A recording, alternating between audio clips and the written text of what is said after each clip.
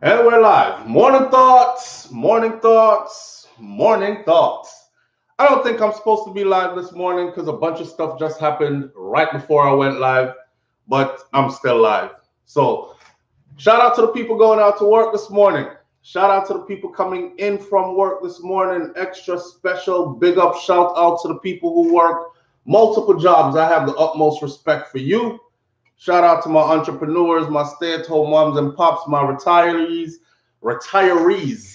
Shout out to the Uber driver, Lyft driver, truck driver, taxi driver. My mic is leaning. Shout out to every single clean-hearted, good-hearted person who wants good for others as much as you want good for yourself. Up and at it this morning. I almost didn't make it. Almost didn't make it, but I'm here. Listen, so as I was about to go live, right? I walk out the room. Let me go connect the internet cable to the laptop, and I heard "bow" in the room. I'm like, what the hell is that? I come in the room. Let me put my glasses on. Dim some of this glare. I just woke up too, so the bright lights hurting my eyes. You see, if you look in here, you can tell I'm under two big bright lights. Anyways, I walk out the room and I hear "bow," and I hear glass shattering. I'm like, what is that? I come back in the room. I'm getting ready to go live. It's 6 o'clock. I come back in the room. There are four bulbs that sit right above this computer and above where I do this show from. And one of the bulbs just exploded from the ceiling. I've never had that happen to me before. And I'm all suspicious because I was sitting here looking at the Lil Nas X performance from last night on BET, Black Entertainment Television. And I don't know if I was letting some kind of spirits into my house or something, but the bulb went bow. It exploded like a gunshot, y'all. And I'm like, what the hell? So there's bulb everywhere. I have a bed in this room. This is also my son's playroom. This is also Milani. She crawled around in here. Now I gotta find every piece of glass out this room. So I went to go put on shoes and all that so I don't cut my own feet. I swept everything up, but I'm sure there's a piece of glass laying somewhere, right? I gotta take care of this. Weirdness. I'm watching the thing and I'm like, yo, this is giving me weird vibes, weird energy. And as soon as I walk out the room, I put the phone down. I just watched it. And I'm like, I put the phone down and walk out the room, and the damn bulb.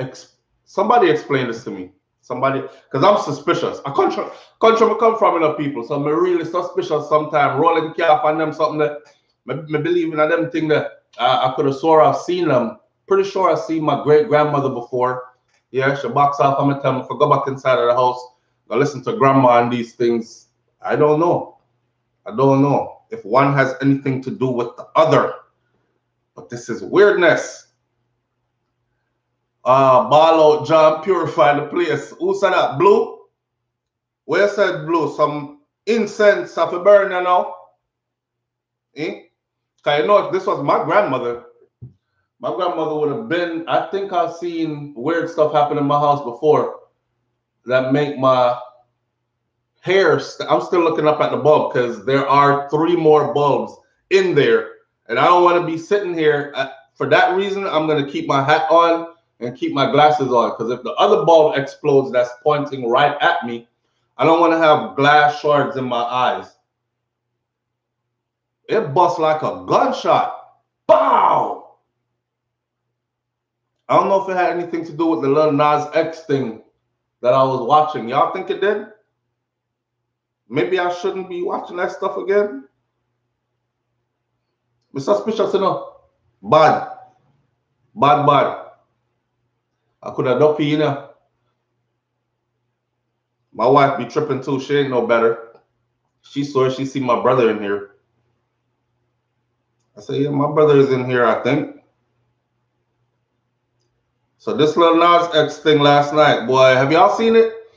Yes or no? Just a show of hands. Yes or no? Have you seen, did you watch the BET Awards last night? Black Entertainment Television Awards last night.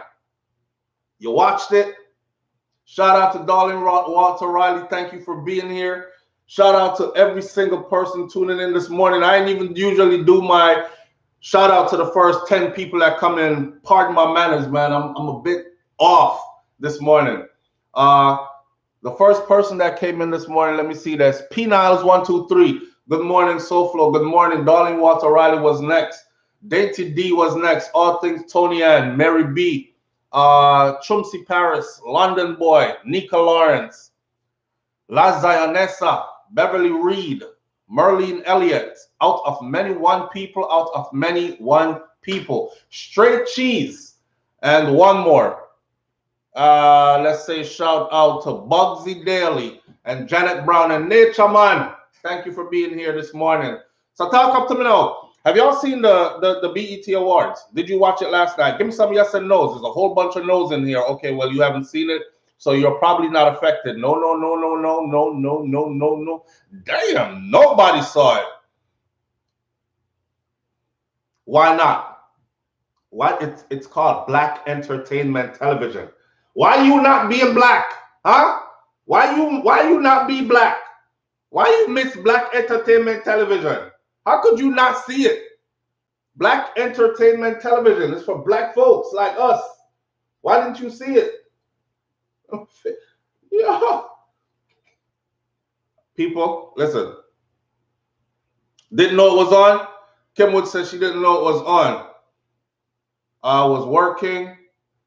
Marie Johnson says she was working, no cable. And LD Chloe says no cable. Hey, be like that sometimes, man. Not everybody wants cable in their house. No cable. Goddess, yeah, with a name like that, Goddess Sek Hemet, toxic. Toxic. That's about as best as you could describe this, okay? That's about as best as you could describe this. But you know, I am SoFlo TV, and I do talk about things that are happening around us. And people do say, SoFlo, oh my God, you seen this? Let me hear your opinion on this. You know, I gotta tread these waters lightly. It's best to not. Let me just show you the clip first. I can't be seeing all this foolishness by myself. So if this is going to, I'm warning you right now, this might be a bit toxic for like that word that she just used. This might be a bit toxic. So if you're one of those people who you're trying to center yourself this morning and purify your energy and keep it that way, raise your vibration and stuff, and you feel like this is going to lower your vibration, then I ask you to look away right now. Okay, look away right now. But I want whoever else is going to pay attention to it. For everyone that tuned out, there will be a bunch that'll tune in. We talking, we grown people. Pay attention to this though. This is Black Entertainment Television 2021. BET Music Awards. Your kids are supposed to be watching.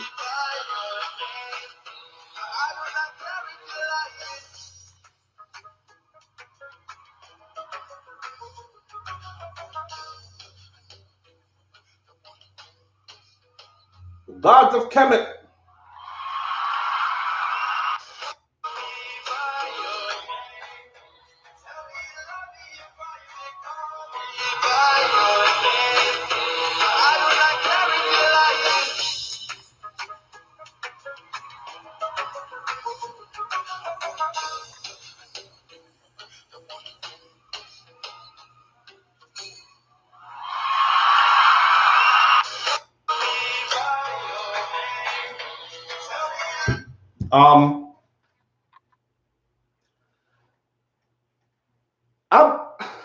Listen, I've been watching BET for a while. Okay, I tuned out of BET over the years. I think I started tuning out of BET when the owner of BET, I think he's passed away now.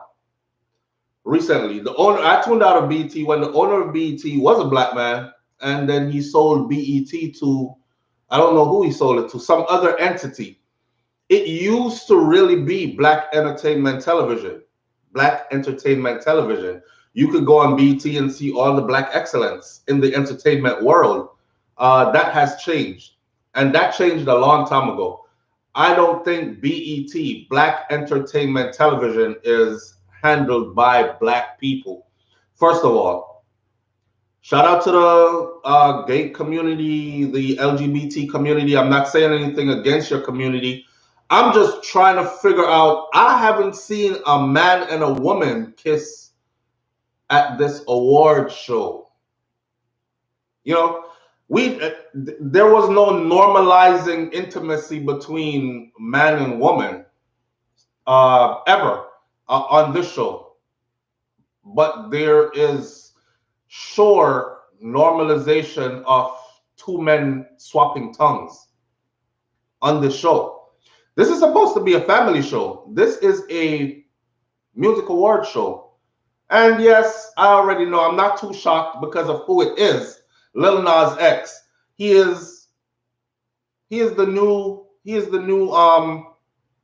shock value person in the industry. And he's been tasked with the duty to make this thing popular. We get all that. We get all that. We understand all that. Come out, live, be free, be brave, live your life.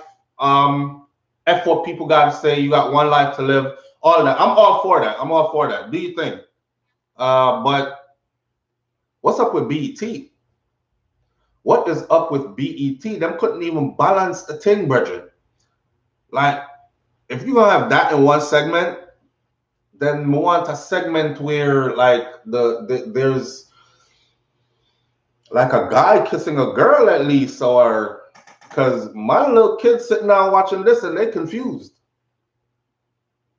They confused. They like, well, I don't know. Like, I was confused. I'm confused.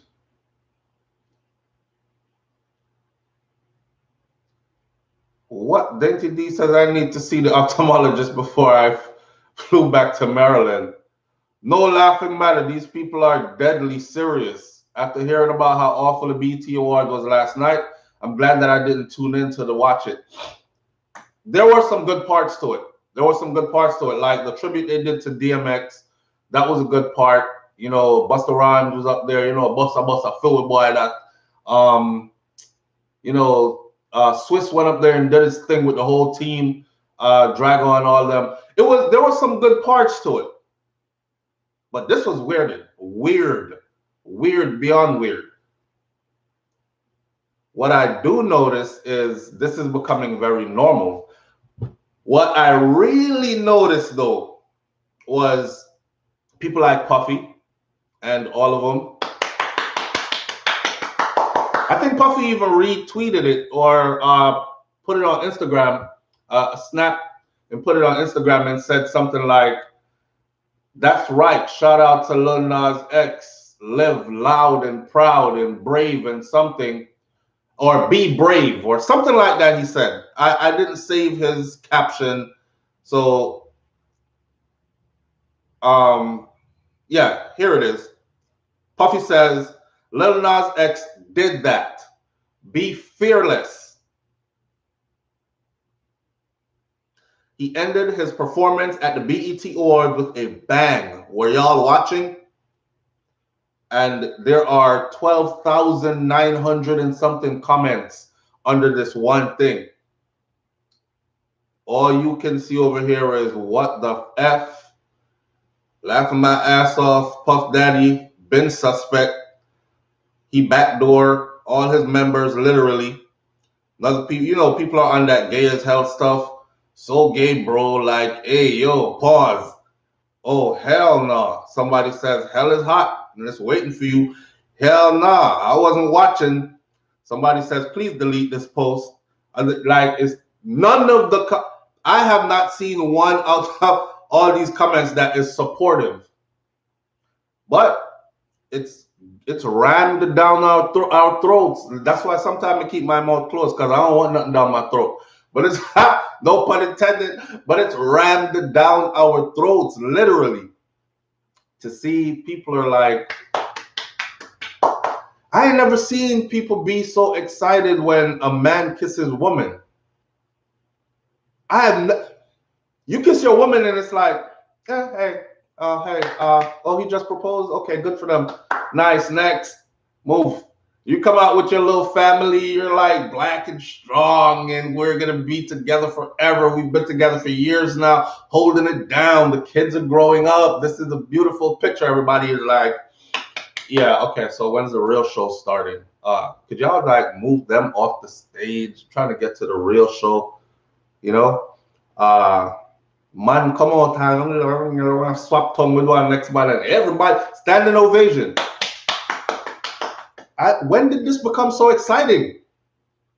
When did this become so exciting? I mean, it's their life, right? It's their life. So remember when we talk about accepting, and we start off, and that's what it's about. It's about pushing the boundaries. It's about pushing the boundaries. You don't want me to wear a red shirt? Okay, I'm going to wear something close to red and another color that's closer. And before you know it, I'll be sitting in front of you in a red shirt and you won't even pay attention to that. It'll just be normal. You know, it's accepting until it becomes something that's normal. It's normal to see on your TV. It's normal to see it in school. It's normal to see it after school. It's normal to see it at the workplace. It's normal to see it at the grocery store. It's normal to see it everywhere. I'm not gonna say, you know, when I argue stuff, I like to go from both angles. So right now, I would put myself in a LGBTQ's position, right? And arguing from that position, I would say this. We want to live free too. You over here kissing up on who you love in public, subjecting us to that. That's not what we're attracted to, but we don't complain. So we want to be seen the same way too. We want to be able to express our emotions publicly. We want to be a public display of affection. We want to join and have some of that too. I must say, man, I'm not that old. I've been around, but I'm not that old. But within my lifetime, I've literally seen the LGBT community, LGBTQ, you know, they're about to own the whole alphabet. So let's just say the alphabet people. Because right now I think it's LGBTQ. I don't know if they added a RXTV. So I have literally gone from seeing them not having any rights in my lifetime. I've literally gone from seeing them not having any rights to seeing them in the position they are in today. I gotta pick my words carefully. So, you know, work with me this morning. All right, I've literally seen them gone from having no rights to all the rights they have now, to a powerful movement they are now. So it's something I am talking about this from an observer's perspective. I'm talking about what I have seen over my lifetime. I'm talking about watching changes as I grow older. It's the same thing with Jamaica. And the big flag behind me. So for those of you who've never been here before, welcome. Please hit that subscribe button. But you got to know that this is where I'm from, right? But I was raised in the U.S. I've been here since I was a little tiny tot of a kid. But even Jamaican culture has changed so much over the years that it's completely different from what it used to be. The people are no longer the same. The culture is no longer the same. It's heavily influenced by, you know, if you're coming from the era where Jamaica only had one TV channel, and that one TV channel was heavily monitored, and it went off a certain time.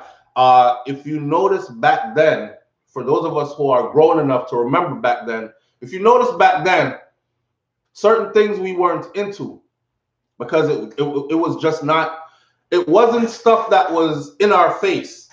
It wasn't stuff that we didn't care about it because it didn't exist for us who weren't into that. You know what I'm saying? And then yes, there were like I mean, damn, shit's changed. Things have changed. Things and times have changed. Things and times have changed. I'm really beginning to understand the power of the television. I'm really beginning to understand the power of the media, music, entertainment forms. Uh, Music in its purest form it's a medium for communication, right? It could be a medium for exercise and rebellion. It could be a medium for so many things. But for me, I'm really starting to understand the power of and what it has done since it has exploded. TV exploded in Jamaica, for instance, and then everything else exploded after TV exploded. I can tell you that for sure, for sure. I don't have to ask anybody this. This is my lifetime. I've lived it. TV exploded on the island of Jamaica, and then when TV exploded, everything else exploded. Wrong or right? We used to keep our one channel. We didn't even want to watch TV back in the day because we already knew what was going to be on the TV. I'm not into news, so I'm not going to go watch news. Them time them little, you know, and them used to make sure you bathe it. Go bathe and we had to bathe. We used to bathe outside. So go bathe and we bathe, you know, and lotion up your foot them and come sit down in front of the TV. And we sit on the floor and the big people them sit down on the couch and everybody cross leg. This is after dinner and we're gonna watch the little 1 hour TV now. And when whatever came on the TV, it would be something like Oliver Samuels. Shout out to Oliver Samuels, probably the greatest comedian out of Jamaica. Definitely an icon. Had me laughing since I was a tiny tot till now. See, it was stuff like that, wholesome stuff that used to come on. And it was created by us that came on. It was well within our culture. You know, Oliver, have you laugh till you roll and bust your belly and laugh so hard. And then stuff like, oh, I forget what them show they call. Them used to rerun stuff like Lime Tree Lane and, you know, with Punsi and them kind of comedic things there. And then, of course, they had like the karate shows. You know, we know about the Bruce Lee and the what, and they talking like this and their mouth move like this, but it's not adding up. And we still following the storyline. It was so innocent. It was so innocent. But even if you look back then, you could see the power of TV. I'm saying all this for a reason. Walk with me. Even if you look back then, you could see the power of TV. Because back then, all a man needs to do is watch one karate movie. Talk to me, people, for those of you who from this era. Watch one karate movie, and after that, Silver Fox. You became Silver Fox. You in the front yard of the drunken master and thump your cousin in the mouth and now you have to run because grandpa one broke your foot, right? Yeah, what time? So, yes, it was even from back then. And they pushed, well, let's see if we could put this on TV then, since they already accepted that. Let's see if we could put a little bit more of this. Oh, they accept that too. Well, let's see if we could put this. Maybe we could socially engineer like a whole generation. Let's see if we could make everybody soft to this idea. Here, put some of this there. It's going to be uncomfortable at first. Some people are going to reject it because they're not used to it. But if we keep on pushing it little by little and just increase the dosage more and more over time, then boom, big bottom explosion in Jamaica. Everybody come out. And of course, they're humans and they have to live their life on earth here like we do. So here what? Everybody get bold now. We are here. We have always been here and we are going to be here. Matter of fact, now you can't say nothing. If you say something, you might lose your job. If you say something, you might lose your platform. If you say something, you might be considered arachnophobia. You know the next phobia word there and all them thing there. So And I watched them. I watched this movement gain power, gain power. It's amazing to see where their power is today compared to when me did I grow up. It's amazing to see, but it's also amazing to see the power of television and what they're using it to do. So my kids don't really watch TV. My kids watch. Shout out to my brother Troy Star Trucking Vlogs. Troy's here. So Troy says, "Good morning, SoFlo TV. Respect and thanks for all the new subscribers you sent to my channel. Big up." Hey Troy, man, I was hoping that you were all right. Man, I looked on the channel and thing, and I think even yesterday I looked, and the last video I think I saw was about 2 weeks ago. So I was like, man, I hope he's okay, because I know you do road heavy, right? But guidance and protection to you, my brother, on your journey. That's Troy Star Trucking Vlogs, people. Please, please just go over to the brother channel, hit that subscribe button. Each one teach one, each one reach back and pull another one up. With that Pastor Marcus Garvey upliftment thing, right? And we share the platform with our brothers. So Troy Star's Trucking Vlogs on YouTube. Very interesting channel. Very, very interesting channel. I'll take a second to say this. For those of you who don't know, let me say it again. My brother, my little brother, passed away at 23 years old. I went to college. He didn't. He decided that trucking was what he wanted to do from before he even got out of high school, right? And even with a college degree, I looked at my brother's pay stubs doing trucking, and this young boy was pulling in some serious money. His dream was to be a owner operator. Him kind of resembled Troy. So when I found that channel, I was like, right, it's a Jamaican brother, this, and it's about trucking. Trucking wasn't my thing, but I became interested in it because of my brother, right? And of course, I no longer have him here on earth, so I'm left with a whole lot of what could have been, would have, could have, should have, you know. So I vicariously traveled through Troy's channel, actually. And that's the real reason how I ended up over there in the first place, subscribing and everything. And then I found myself watching one video to the next video to the next video and realizing, like, you know, I'm watching my brother for real, for real. So for those of you who are into trucking, or if you're at least a bit curious how they move, I was going back on Troy's video yesterday, actually, to probably when you first started, Troy, because you were talking about migrating from Jamaica to go to Canada to work in the trucking industry. And then I followed all those, your first trips, leaving, going on long distance trips from out of Canada into places in the US and back and forth and that kind of stuff. I was watching the videos yesterday and I'm like, man, so for those of you who want to see how a trucker really lives, long distance trucker really lives, and everything else that he puts on the channel, it is well put together. Well put together. It is clean. You could turn it on in front of grandma. Promise you she won't be doing like this. Jesus Christ, what kind of language that?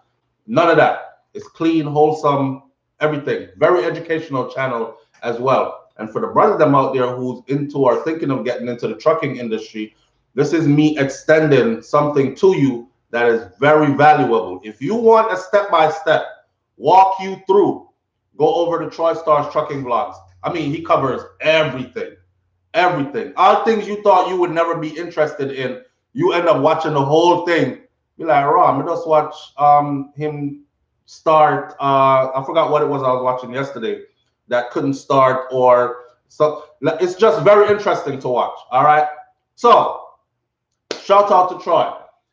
Now, off the line TV 124 says, when trucking, you have to make sure you have extra cables. If you do a U-turn, your cables can snap from the back of the truck that connect to the load. Well, that was kind of random off the line TV 124. And it's stuff like that that Troy covers. Intricate details. Y'all can go around the truck. This brother don't just sit in front of the camera and talk like me, like this. That's why his videos are like really interesting. Okay, because you're going under the truck, you're going under the hood, you're inside of the vehicle, you're seeing the panel. He's walking you through step by step. It's all done in HD quality, clean, 1080 HP stuff, clear vocals, well spoken. It's not a Bugoyaga brother, right? You know, I don't big those up anyways. Like, maybe I do. I do. Because everybody got to eat and we can't all be the same. But for this particular channel, it's more entertainment with education, lots of education. So go check out Troy Star Trucking Blogs on YouTube. And thank you, Troy. Now, back to what I was saying. The power of television, man. The power of television. I'm really seeing it. I have to stay neutral in this, people. I have to stay neutral in this. When I decide to do certain topics, I have to also decide, do you want to do a topic like that with this flag behind you, knowing the stereotype of, because outsiders, as soon as they see the topic and then as soon as they see the flag, they don't even listen to the video. They just light me up in the comment section. You know what I'm saying?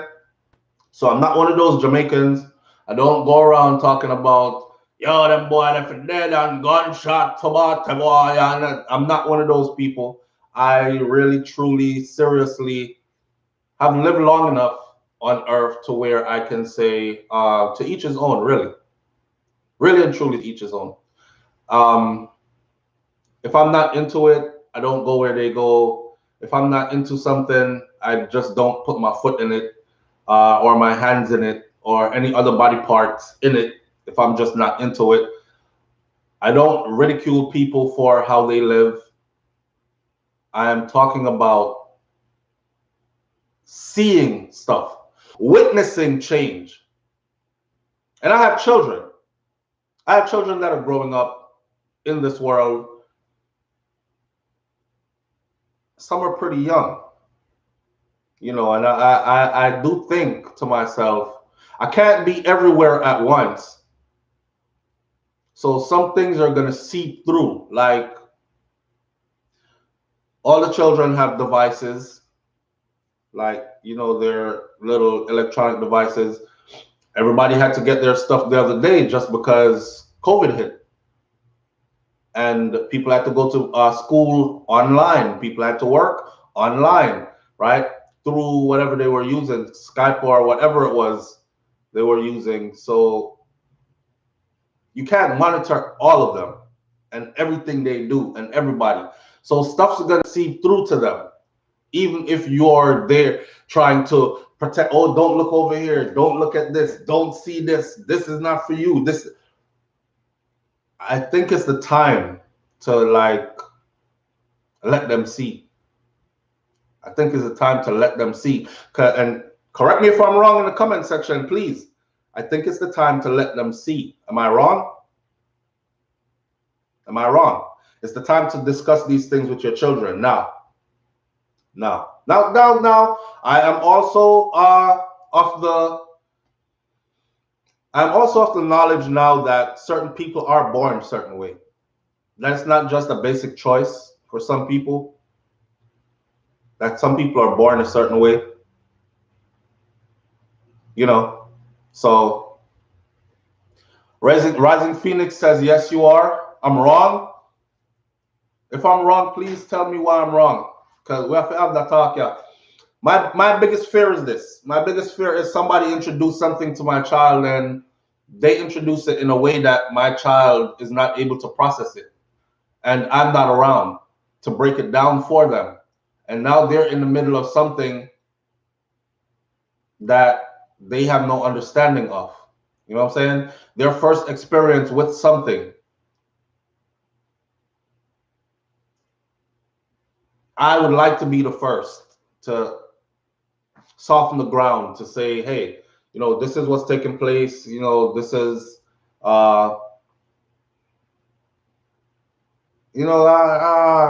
touchy subject. Alex Legray says, I'm for the discussion with the children. Touchy subject. Why? In America, if you have any fear of that in your son, you throw him on a football field at the age of 4. That won't do nothing. That won't solve anything. We know now We know now all these misconceptions and our preconceived notions about people, it's all been wrong all along. You know, women were like at one point, yo, it looked like all of them are like either in prison or they're gay. Ain't no good men left out here. I remember when women used to say that before they went to saying that all men are the same and none of them are good or whatever. But now when they went to saying that, women were looking for, well, my man got to be rough looking and, tough looking and act aggressively like a man. And that's alpha male for me. And then we found out that there were guys in the NFL who were rough looking and tough looking, and he could bench 450, 500 pounds and all that, run a man over on Sunday, and then go back to his hotel suite to be with another man.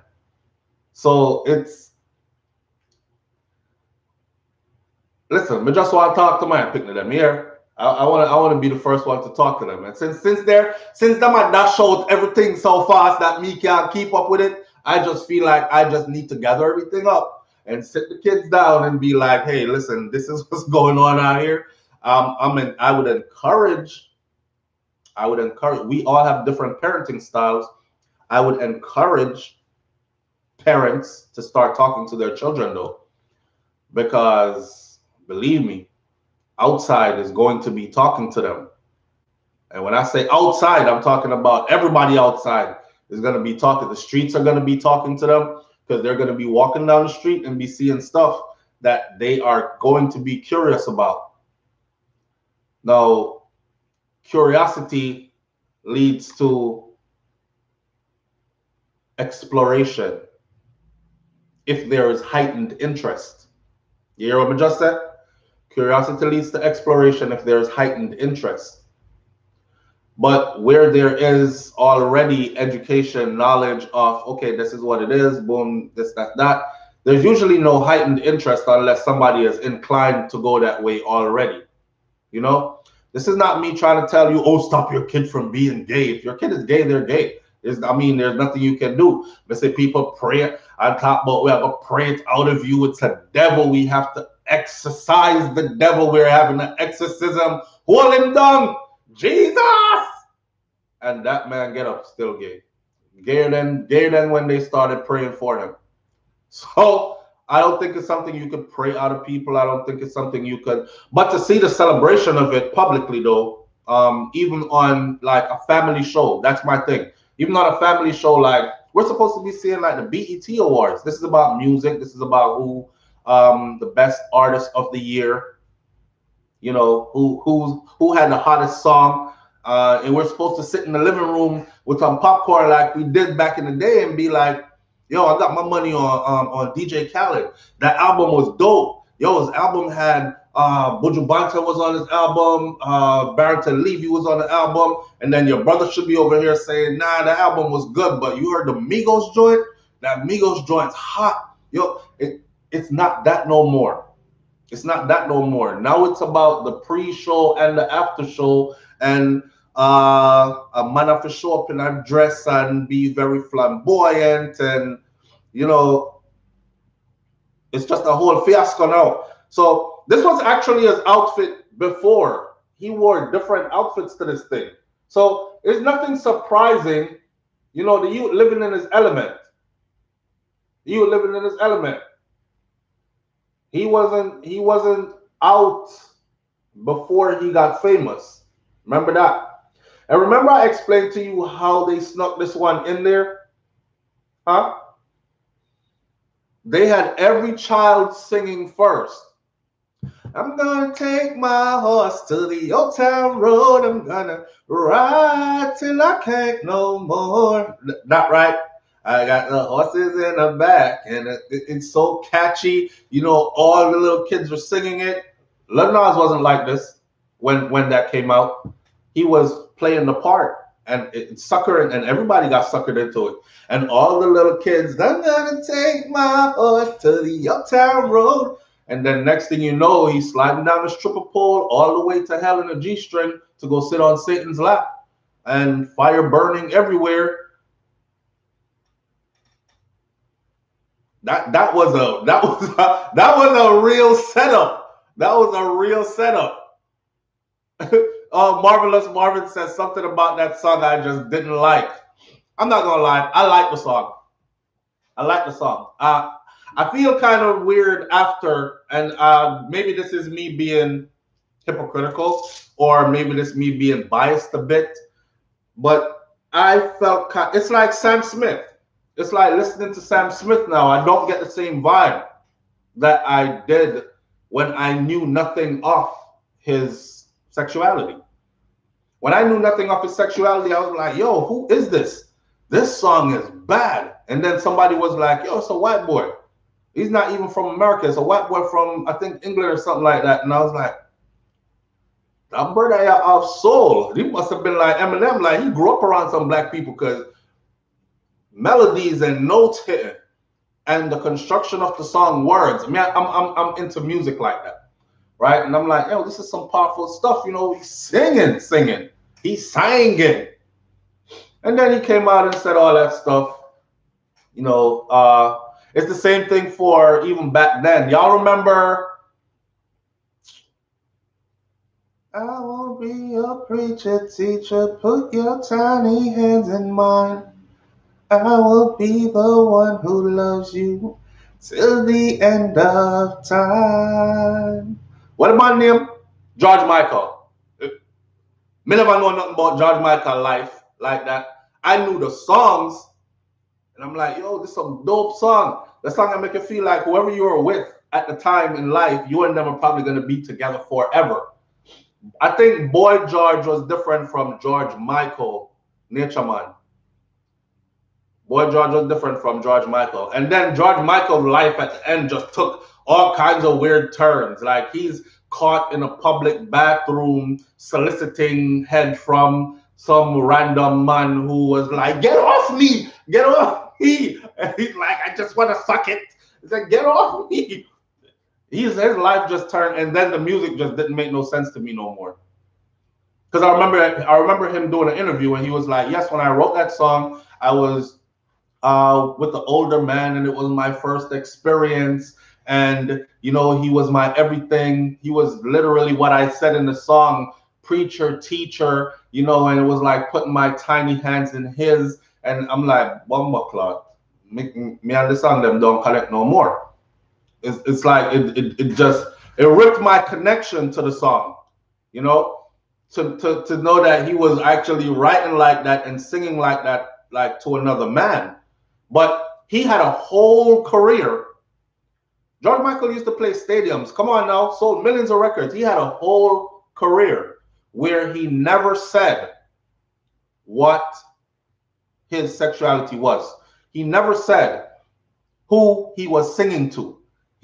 We just enjoyed the music, and we just thought, and come on, and they were like my auntie them used to be like, I said, boy, I look good to see him fine. I'm just fine. Listen to him voice now. Listen, Joy, come here, come listen to him voice. He have new song out now. Him fine. Michael just fine. And the whole time he was singing to a man, and he kept it mysterious almost all the way to the end of his life, right?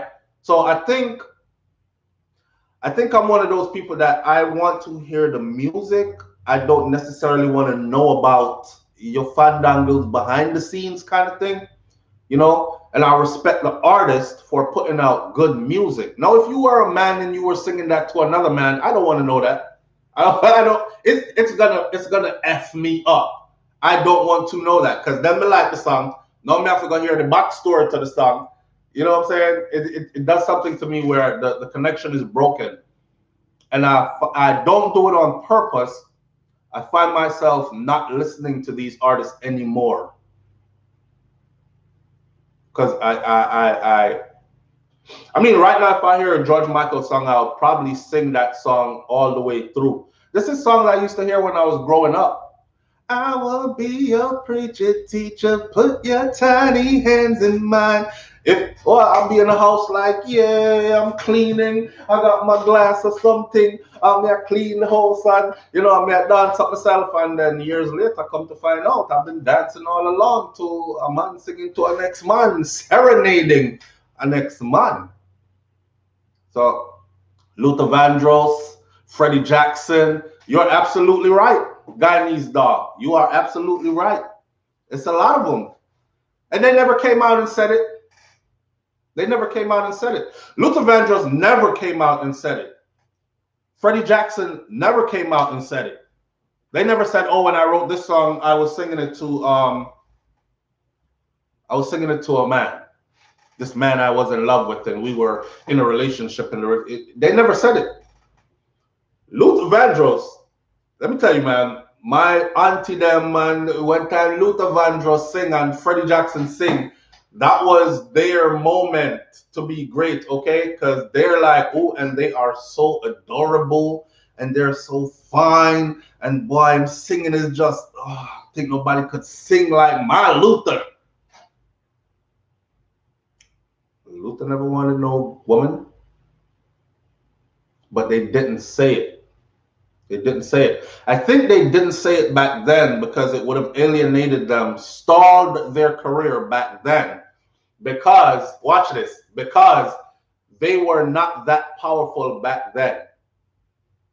You had one and two here and there, especially in the industry. You had one and two here and there, but they weren't in leadership roles and positions back then.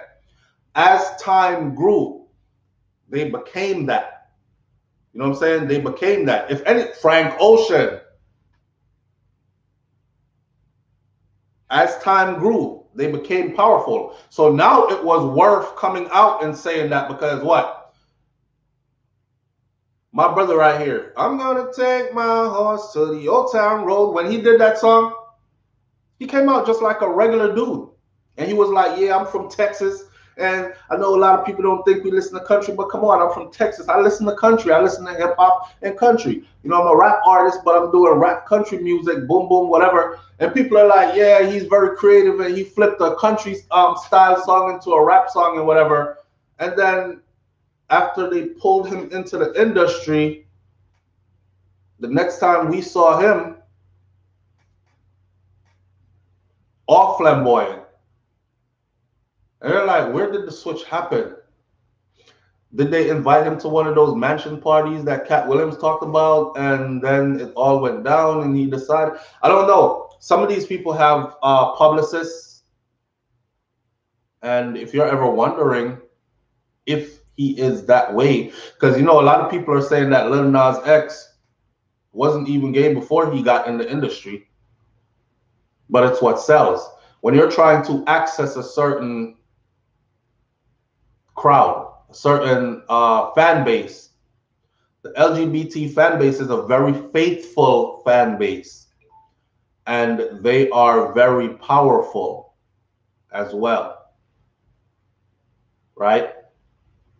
I saw him before he blew up. I saw Lil Nas X with all things Tony Ann. I don't know if he was, but I saw him before, and there was no indications. There was no indications. Not like I was looking for any indication. It just didn't hit me that, hey, this little kid is gay, but he's gonna do whatever he's. This is before Old Town Road.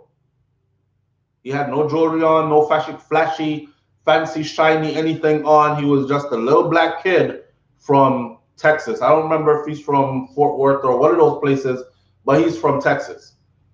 And I remember seeing him then at that. And it didn't dawn on me. He was nothing near what he is now. So some people are saying, man, he played it up because that's what works.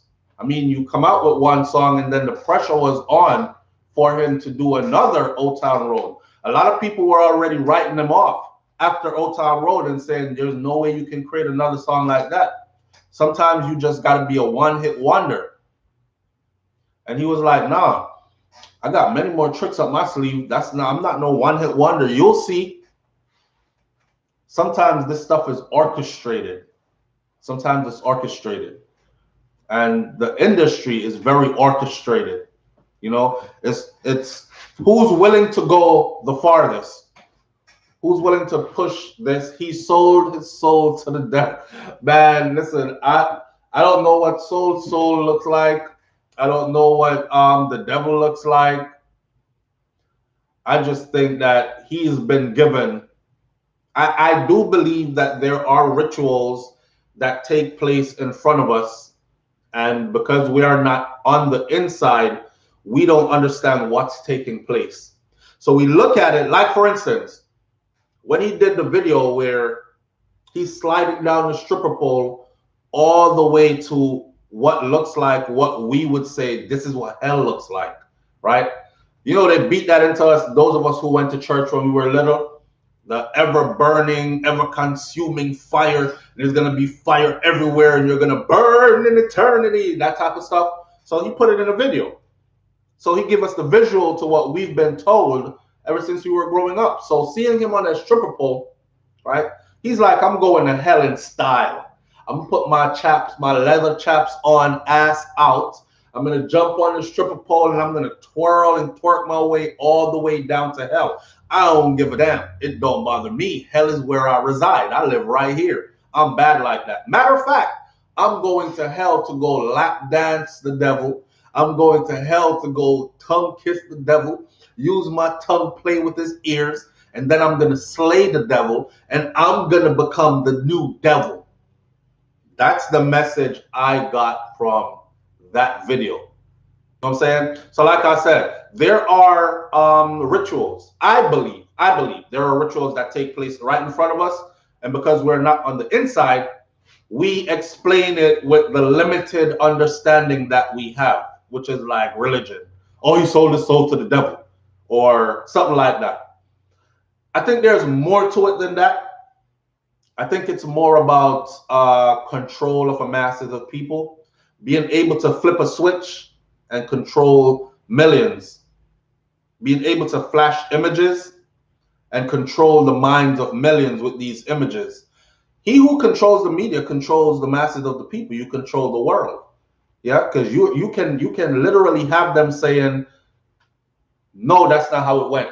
Even when it is playing right in front of them and they see it, that's how it's going. You know what I mean? So it's a very powerful medium. It's a very powerful medium. And you don't exist on that platform. That platform is very controlled and owned. You don't exist on that platform without permission. Somebody wants him there. Okay? Let's get that. See, some people think, oh, he's so talented that they're giving him all the big stage and the lights and the accolades, and somebody wants him there. He is willing to play the part. That's what it is. They've been searching for a long time for somebody to play that part, and everybody was brave but not brave enough. So the other artists were like, yeah, I'll do this. Yeah, I'll do that. Yeah, you could put that in my video. Just put it in the back, make it subliminal. I won't. Okay, but now you got to put on the leather chaps. And we want you to come on and sit down with your team. Yeah, this is a meeting.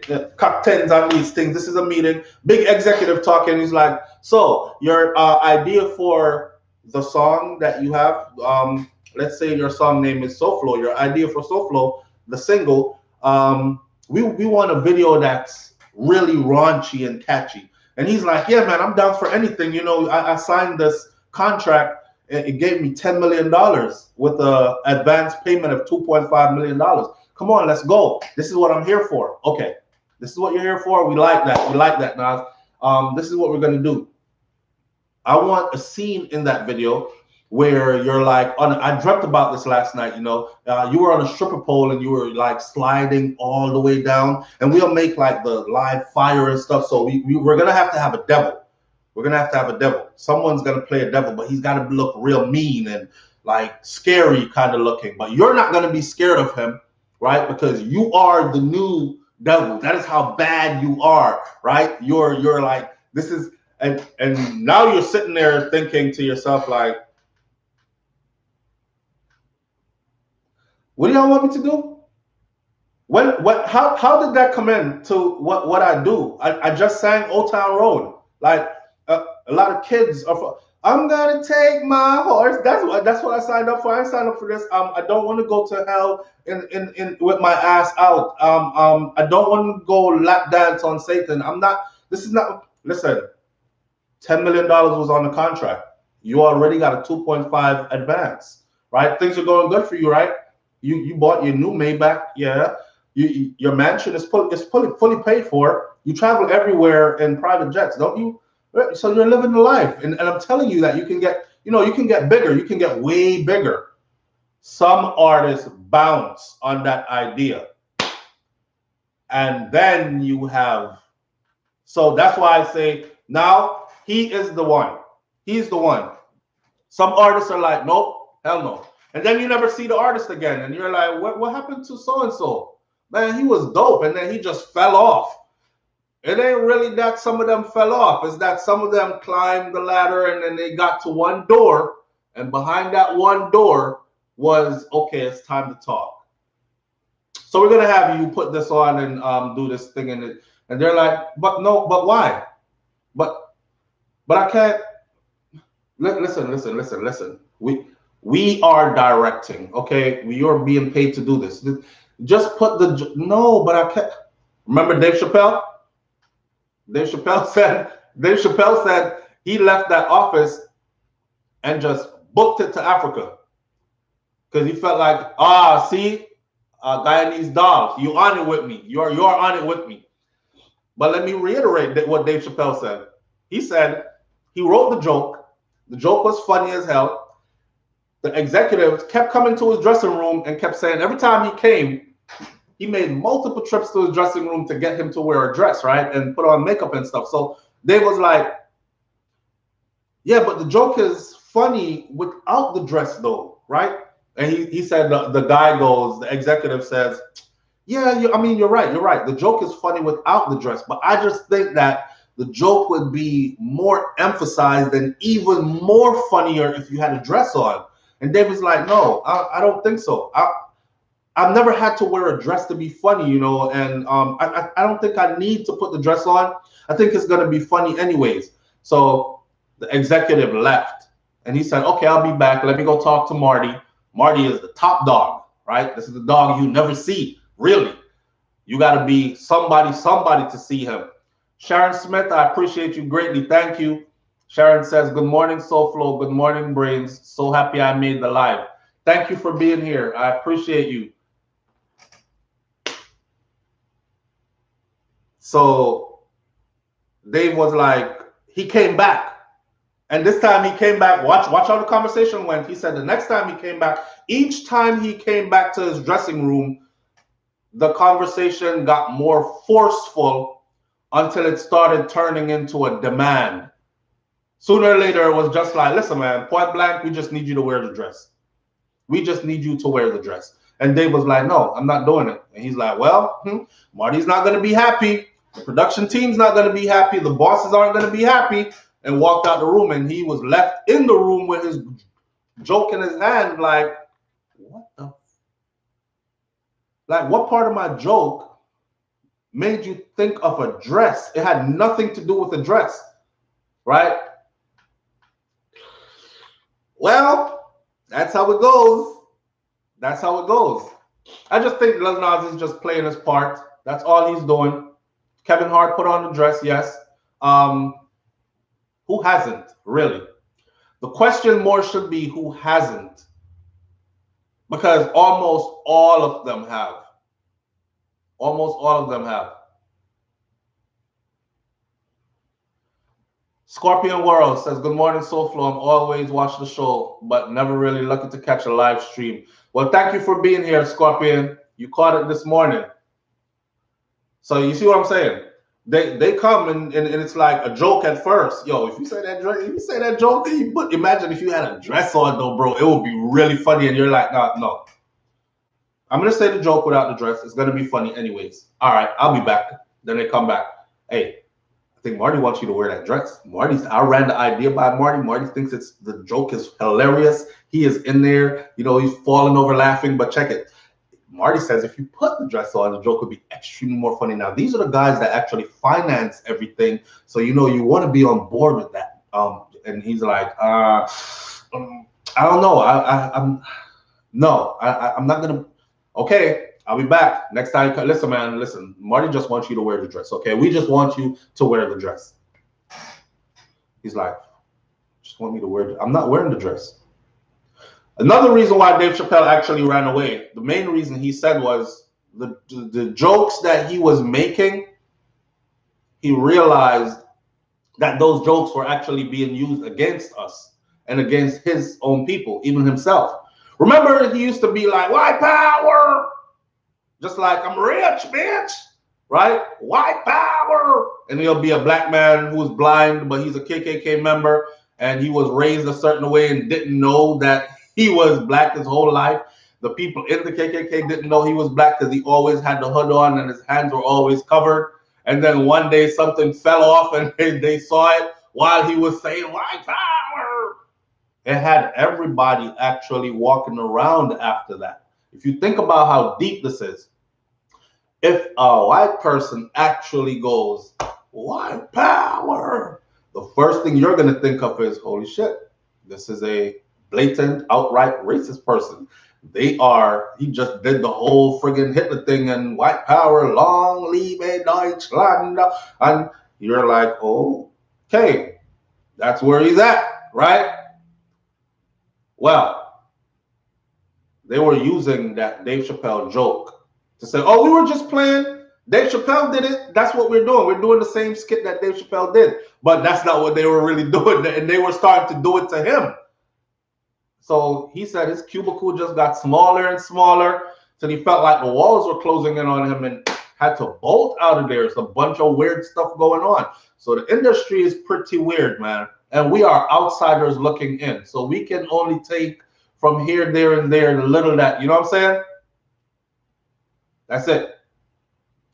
End of the day, let me say this again. Let me reiterate. This is not a hate gay people, bash gay people show. I have nothing against gay people. I'm not gay. I have nothing against you. Okay? It's your life to live. Live your life. I'm not one of the people who walk around and talk about, oh, God doesn't like this and that's. I'm not God.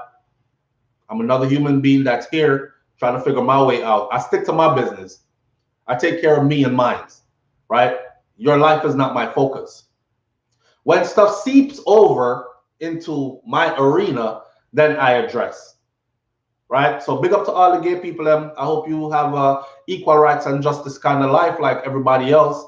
I'm sure it must feel kind of shitty to see other people get rights that you can't get simply because of that. Yeah, it's kind of shitty. No pun intended.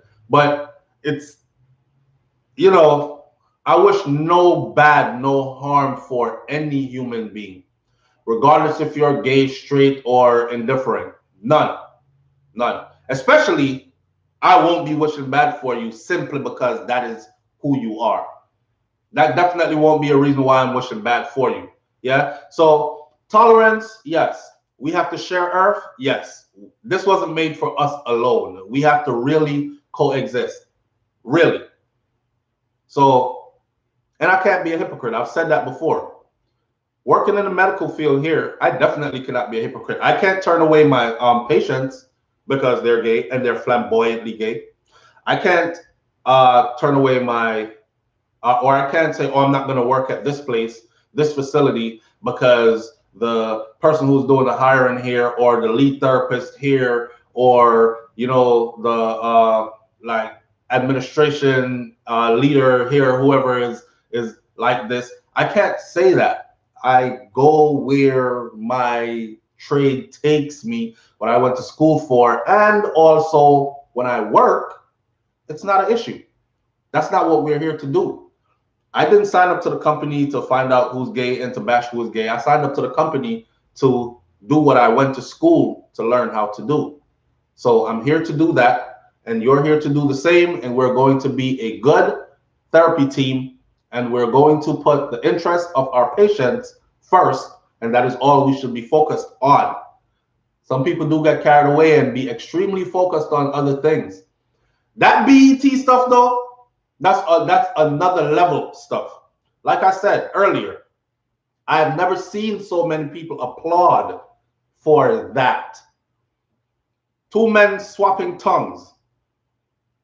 Why did it bring on such a big applaud? Why did it bring on such a big applaud? I don't see them applaud like that when a man and a woman kiss. Even if they're a couple and they're married and they're showing strength. as in marriage is not easy. It takes a lot of work to go a lot of years together and all this stuff, and they've raised a family and they're successful in business and all this, and they kiss on stage and you could probably hear a pin drop. This man gets up there and kisses another man, and everybody standing ovation, the loudest claps you will ever hear. They're on social media sharing and retweeting and thumbs upping and like all that excitement for that. What is it about that gets so many people now excited? Because I'm coming from an era where this was hidden stuff. This was hidden stuff. It's Pride Month.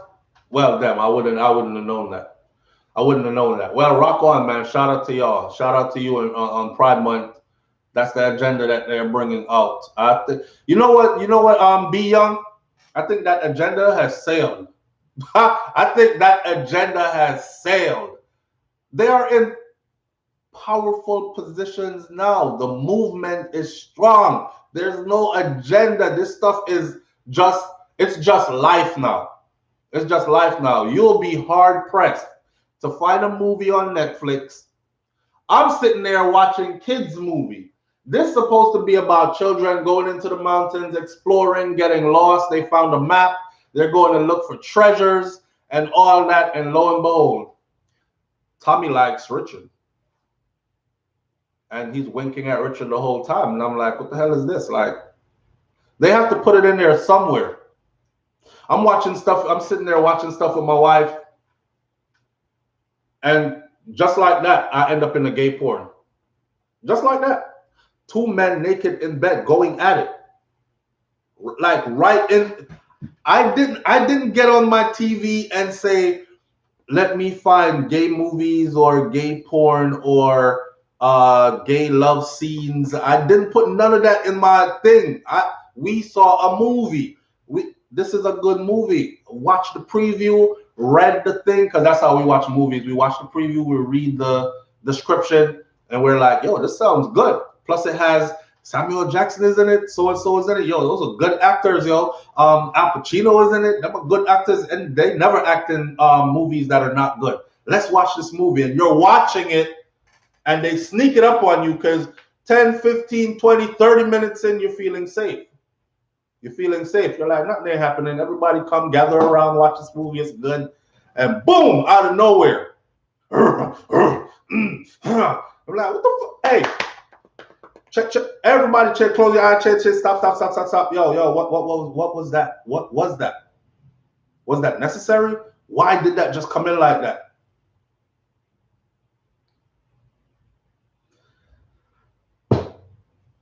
They're normalizing. They're normalizing. That's what it is. They're normalizing. I just want to know why it's so enticing, especially for black women. Black women.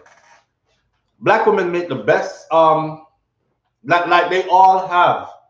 And I won't say all because that's too general, but a lot of black women they prefer black men friends that are effeminate.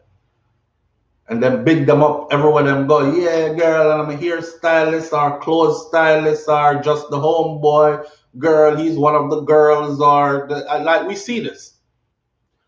I was watching them at the BET Awards because I'm a people watcher. I observe humans and human behavior. And I noticed that there were a lot of black women in there that were so titillated and excited because two guys were kissing. And I'm thinking to myself, like, okay, you're a black woman. I'm assuming, like, I don't know where that comes in. Like, how that got you so excited kind of thing. You know? But black women, they be the ones. They be the ones. They encourage it. They celebrate it. They befriend it.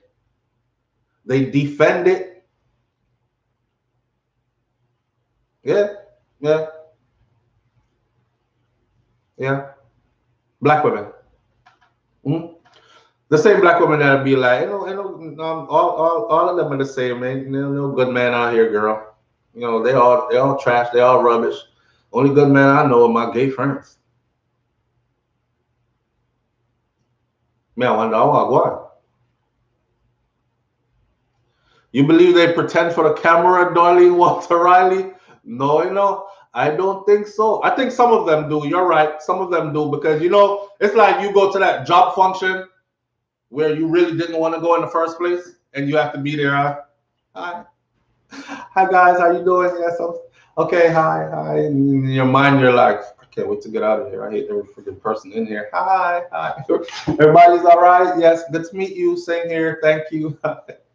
Yeah, and they give an award, and you're like, this thing, bitch, she gets an award and nothing. Yeah, yeah, she's the best. Thinking nothing. Yeah, we pretend. We pretend. So I think they pretend sometimes, some of them. But I've seen them out and about. I've seen them out and about, and a lot of them are not pretending. This is like their circle. It's like a mandatory piece to their circle. Everybody has to have a gay hairdresser or stylist now. Some flamboyantly gay man, black man that could do the girl. Let me tell you, while he got a big beard and long pink fingernails, and he whoop whoop whoop whoop and get the hair done in some kind of crazy style because they're really talented at that or whatever. It's like a mandatory piece now for them. We have the crew. The crew has to have the girls. That's what we call me and my bitches. And then it's got to have at least one flamboyantly gay man in the crew. So black women celebrate it. They elevate it. they do. Yeah. So I guess let's say this then. The gay community has a lot to give black women thanks for. Because black women empowered or continues to empower them. Somebody said, Lord, talk about Megan. Megan who? Megan Thee Stallion? When I make the land of Egypt a desolation, and the land is destitute of that which filled it, when I smite all those who live in it, then they shall know that I am the Lord. It's a Bible verse that. What should I talk about, Megan? Red Libra. You talking about Megan Thee Stallion, right? Don't lay that at our feet. I'm just calling it how I see it. I am a human that's having a human experience. I'm living and I'm telling you what I've been seeing over the years. So I'm gonna make up the thing. It is what it is. It is what it is. And Rising Phoenix says, don't lay that at our feet. Oh man, I agree with you. Society as a whole is fake and can't be trustful, and the one who decides to speak is crucified. Yeah. My thing about speaking is this. If you notice my whole conversation, right? I've never said them people are for dead or I am totally against this. That shit why they shouldn't exist. No, I say coexist. Coexist. Again, I've been around long enough to know that Earth is not for just one set of people that stay one way. You understand? So we're gonna have to find a way to coexist. We have to. We gotta share Earth. And we're gonna have to share Earth for generations to come. We're not gonna live forever, but a lot of us here have children who will have children, who will have children. So that's you living on Earth, right? On this plane. Your children, your children's children, children, continuing on will have to live here. So they will have to, and gay people ain't going nowhere. If anything, I see them getting even more powerful as time goes on. I think to myself sometimes, man, if just black people on a whole could actually unite, like how the LGBTQ coalition is, because they found the one thing that they could unite on. And that one thing is their gayness, their homosexuality. Their whether it's a choice or it's naturally how they are. Oh, I felt this way since I was 2 years old. Okay, who am I to say you didn't? So I'm not judging like that, right? But that's one thing we could learn again. See a group, watch them through time, go from being virtually powerless to all powerful. If you brave, if you respect or cherish or want to keep your position, job, career, business, speak out of terms. Speak out of terms. Speak out of terms like it's 1980 something and say something out of line like anything that is degrading to them as a people or disrespectful to do it. Do it on a public platform. I'll come back to come check on you and see if you still exist. Yeah? So that tells me that they were able to unite based on one thing, just like black people should do. We should just unite based on our blackness or our ancestral lineage. That's it. Every time they look at you, they see a black person, whether you're light skin, dark skin, straight nose, flat nose, thin lip, big lips, whatever, kinky hair, curly hair, straight hair. They still look at you and see the same thing. They see all of us in common as black. So, okay, why don't we unite on that one? These are the things we should really be worried about, because the Chinese or the Asians have shown us that they can do it. Then you have the Jewish community. That's a huge model that has shown us that they can do it, right? How come we're not taking that example and doing the same thing? Now you have gay people that's showing us that they can do it with the LGBTQ. They went from being from powerless and ridiculed to running shit. And you bet not say nothing about me like this. Say something. Say something. You like your job? You like, say something. Say something out of place about us. Like they flexing power. Flexing power. Black people, we could be flexing power too, but we just can't unite. But SoFlo, the white LGBTQ people, more racist than any other group. I don't know. That's a generalization because you don't know every white LGBTQ person. So to see, these are the things I have to be careful about. And I like to also try to educate, okay? A broad statement like that. But SoFlo, the white LGBTQ people, they are more racist than any other group. I don't know that. I can't speak on that. I can't speak on that. That's like saying, but SoFlo, the light-skinned black people, they are more blah, blah, blah than any other. I can't speak on that. Not like that. Not like that. Our focus should be on pooling our resources together and standing together based on that one simple thing that we all have in common. That is what all these other groups have done. Blueprint after blueprint after blueprint. They even did it in gay for us. They did it in Chinese for us. They did it in Indian for us. They did it in Jewish for us. They did it in gay for us. And we still can't see it. And we still can't do it. We still cannot replicate it and make it happen in real life.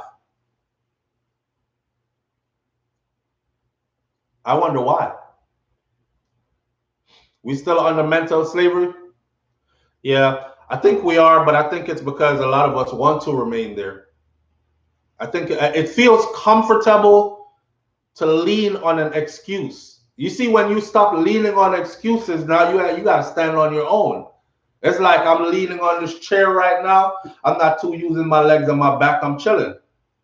But when I got to stand on my own, I start looking at the time because my back and my legs getting tired. So I think that we have gotten to a place where it gets comfortable to lean on these excuses. The easiest thing to say is, Well, you know, I come from an oppressed people and we've been oppressed for a generation. 400 years of slavery and blah, blah, blah. And then we go on and on into that. But how long, man? How long? Or is that the legacy that we're going to pass down for our future generations? And then 400 years into the future, they're living worse than we're living now, while others are empowering themselves with that same model, unifying based on one common thing. Right now, you touch an LGBTQ member of that community and they loud you up, you're done. You're done. I'm not asking you if you're done. I'm telling you you're done. You could go to school for 8 years right now. You got a PhD.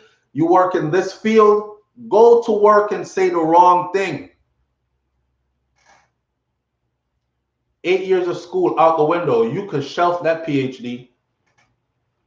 They will hit you from every angle, and you might be brave and think, I'll just go into independent practice. I'll just go over here. I'll just do that. All right.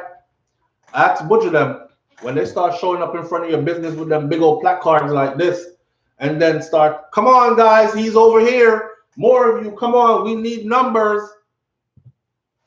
Shut you down, run you out of town. We can do that. We can do that. The power is there if we know how to access the power. And the only way we can access that power is through unity, but we just don't want to unite. We like to spend a lot of time talking about other people and what they're doing. But I'm trying to tell you this.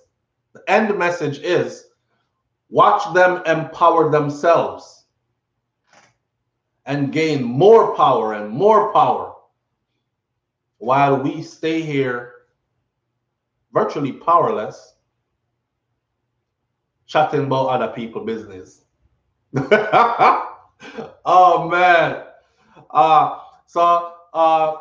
Petula Roberts says the problem with we blacks is we don't want to see each other succeed.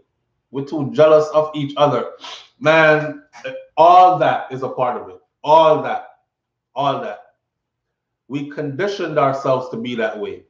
Forget talking about, oh, Willie Lynch theory and this man conditioned that. If you are conscious of stuff like the Willie Lynch theory, that means you know what obstacles have been put in your way. It's been too long now to keep on tripping over the same damn obstacles. You know what is there. Now you have to come up with a way to go around it, under it, over it, get past it, and still accomplish. We keep hitting that same obstacle and keep saying the same thing over and over and over. It's not working. It's not working. Fallon Carrington says, yes, it's true. Basically, Marcus Garvey said it a long time ago, man. If you cannot do it, then you too, you should die. You should die. Boy, Ray Gibson, this is nothing but fire pun. And that's the thing. I told someone the other day this. What I noticed, right, that a lot of black people pass down from generation to generation. They pass down religion, their religious beliefs, their strong opinions, and a whole lot of poverty. Listen, I'm not being mean, I'm being realistic. But when you kick the bucket, right, which we all shall, but when you kick the bucket and you're gone, your future generation members, they don't give two shits about you. You're gone. You existed. You were here. We miss you. Bye. You're gone, right? What did you contribute? What did you leave behind to help them to get a foot up?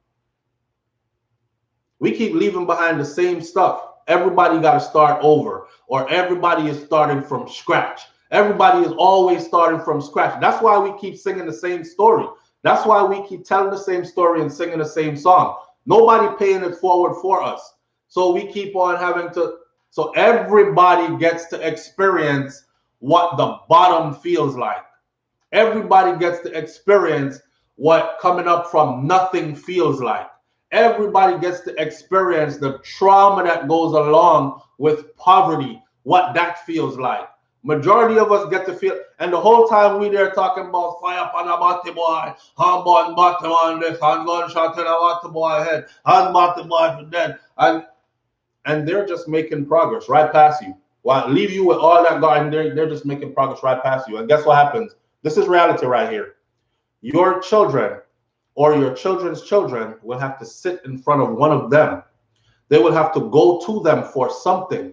Why? Because they were busy establishing power while you were busy out here talking about, and the Lord said, and Bible said, and religion said. And man, listen, we too focused on the wrong stuff, the source. I'm telling you, that's why we can't get ahead. We're too focused on the wrong stuff. The wrong stuff. They don't give a damn if you want to hate them. They're establishing power. They're empowering themselves. And like I said, for all those whose head it went over, let me say it again. The blueprint is there. They gave it to us in Chinese. Take a look at the Chinese community or Asian community, because you have the Indians that do it as well. Every black hood that you go to, neighborhood or hood, all the businesses or majority of the businesses are owned by Asians or Middle Easterners or whoever, not us. But you can look at all these groups and see these are models for us to emulate, to walk into power. But we choose to talk about other things that make no damn sense in the long, grand scheme of things. This is where our focus is at, right? What my focus want to be is, what I want my focus and our focus to be is to focus on how we unite as a people based on the one thing we have in common. And I don't give a damn if you're gay.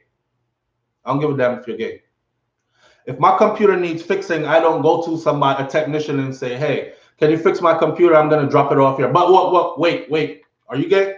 Because if you're gay, I don't want to give you the business. No, I take my computer in there. I'm looking for the best person that can do the job, right? Now, whether you are gay or straight or in between or whatever you are still black. None of that cancels out. None of that is strong enough to cancel out the fact that you are still black. What happens is when we run certain people away from our community, they take their numbers elsewhere and they build power elsewhere. Yeah. So when I see black women over there, oh, my good friends, and we're going to this function and all that, that's what they're doing. They taking them. Come over here, girl. Come over here, girl. Yeah. I'm not saying hug up a gay person and dance upon them if you're not gay. That's not what I'm saying. But I'm saying when it comes down to it, even gangs in the streets show us this model. There's a lot of gay gangsters. The other guys that's in there, they don't give a damn about that. Yeah, homie he got locked up. He did 4 years. He came home gay. Shit, he into men. That ain't my steez, but that's my homeboy anyways. When it come time to ride for the mission, when we gotta make movements, he a stand-up guy. I know he's gonna bust his gun for me. I know he got my back. I know I could depend on him for blah, blah, blah. Hey, this business model, let's put this together. How much you got on the table, son? I got 5. All right, bet I got 5. Now we got 10. Our homie right here, he got 5 too. Now we got 15. We working with something. Need 5 more. Boom, you got it? Nobody care about you being gay. We care about what you bring to the table and how it benefits our upliftment for the future. Let me leave this one right here this morning and let that marinate with some people. You understand? Them about to say we offend them, but them offend we we're I rights. Nature man, you have your rights, Papa. You have your rights. Nobody not take away your rights.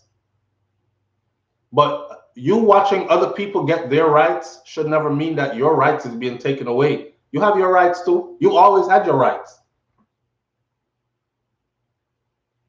They're gaining, and they're doing it right before your eyes, in case you're guessing.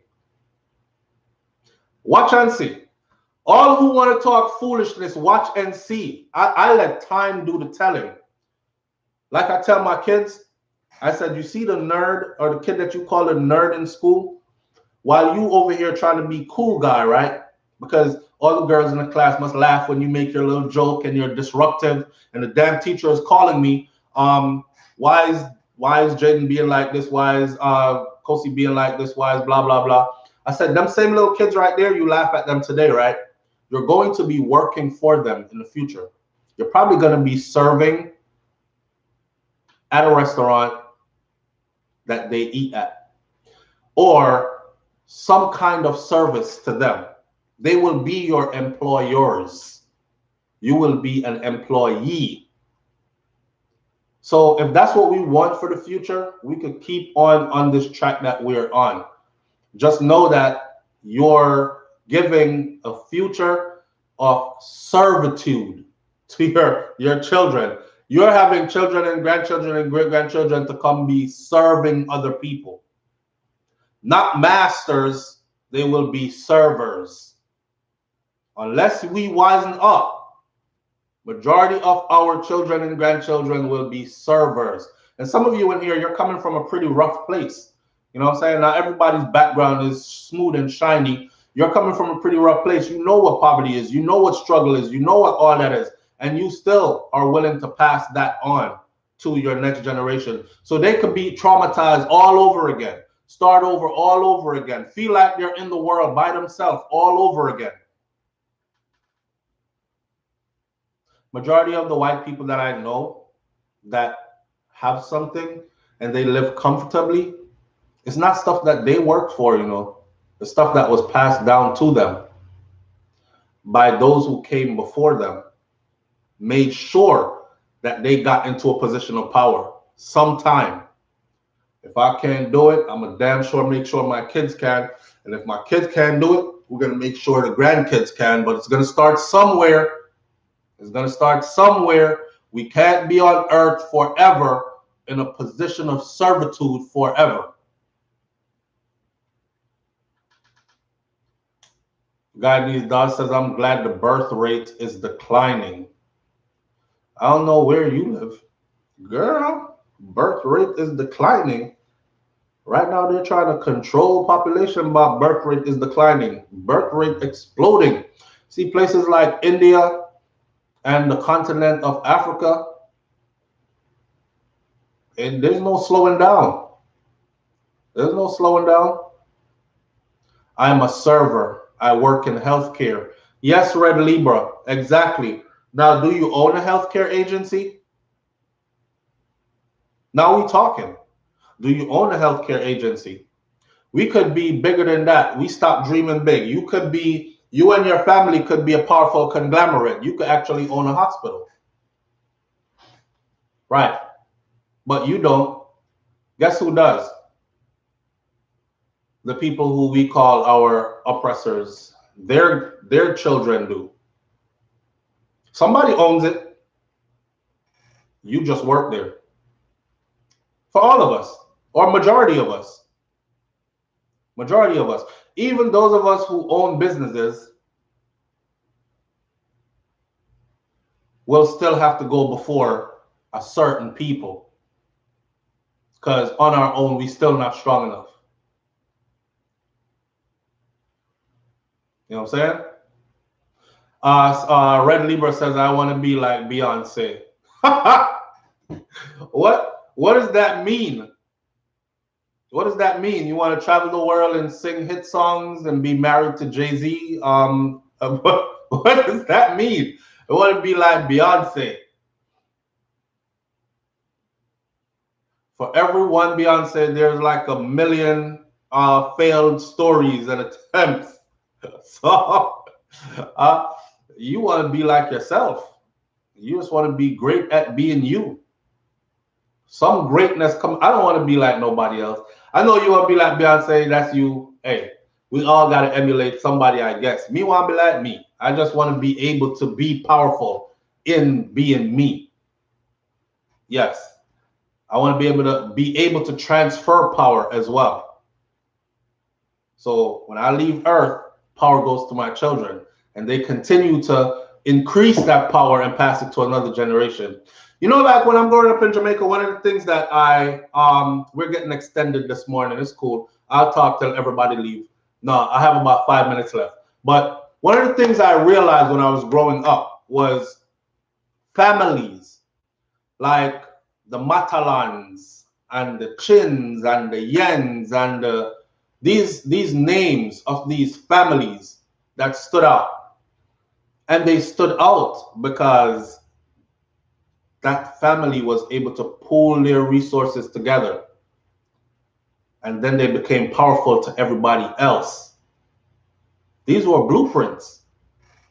These were blueprints that could have been used on a larger scale. But that's what they did. They pooled their resources together. And for all the family, most of us come from families that it's not that our family is broke, it's that our family is scattered. It's that our family is not united. It's that our family has failed to pool their resources together. So when they say your last name, you don't mean nothing around here to nobody, man. Ain't nobody scared of you. Ain't nobody scared of you. When police pull over like a Matalan in Jamaica, hey, pull over the car, driver license, registration. All right, officer, hand driver. Before they even do all that, them done look on the license plate on the car already and be like, yo, you know, Mr. Matalan grandson, that you know. Hey, watch how y'all deal with him, you know. And they go over there and they get a whole different treatment. Why would you not want that for the future of your children? Anybody pull up off and talk to me nice, that kind of stuff. But they treat you like Bugayaga cars, them know say, yeah, poor people picnic. Who's going to defend you? Your people probably don't even have enough money to fight a good lawsuit. You're not going to depend upon public defenders or public defendants and these kind of things. This is what the reality is of handing down your opinions and poverty and religion. I'm not trying to do all that. George Christopher, Plush Creations, thank you, man. I appreciate you greatly. Jamrock Records, thanks for being here. Jamrock Records says, greetings from Montreal, Quebec, Canada in the house. I'm the same way with music. I will stop feeling and listening to the music once the sexuality is on the forefront. And I don't do it on purpose, you know. I don't. I've listened to a couple of artists where I thought, damn, this song is hitting.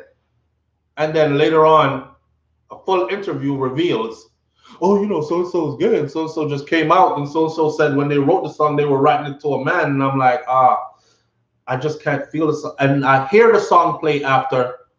I'm trying to explain naturally what happens to me. I don't go out of my way.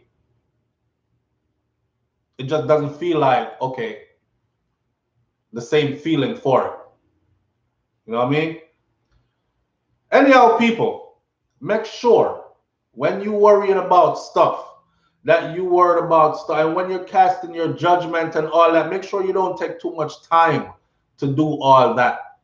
Make sure you get back to what's really popping, what's really cracking, what you're really supposed to be focused on, and that's your upliftment. Okay? What are you going to leave on the table? What are you going to pay forward into the future? Look yourself in the mirror and say that too. The same way you look yourself in the mirror and say, I look good, I'm confident, I'm smart, intelligent, whatever you want to say to boost yourself up. Look yourself in the mirror and ask yourself honestly, what will be your contribution to the upliftment of your bloodline? Even if you don't want to go as broad as to say to your race, just say to your bloodline. Because if you're handing down poverty and opinions, then you're another part of the problem. Your people will be starving for generations to come, still trying to figure it out, and you will be in the grave somewhere chilling. Right? All right. We have more bigger things to think about than people's sexuality, honestly. But that BET is something that I'm cool on BET for a while. Really. I am. Manners and respect to each and every one of you for coming out this morning, man. Thank you for being here. We started late. Still got over 400 and something, almost 500 people in here at peak time, which is lovely. All right. That means we have a family going here. We're resonating. We talking to each other. We having these discussions. We building. That's what we're doing. One love to each and every one of you, and I'll catch you right here tomorrow morning on SoFlo TV with Morning Thoughts. All right. Some people are requesting that my wife join me because they want to hear from a female's perspective. So I usually try to oblige. I usually try to, because this channel right here is really, really, really built on the audience. So since they're requesting it, I'm going to try to draw out Miss Brains one of these mornings sometime this week and get her up here on one of these morning thoughts. All right. Have a great day. Have a blessed day. I'll catch you tomorrow morning. I'm out. Peace.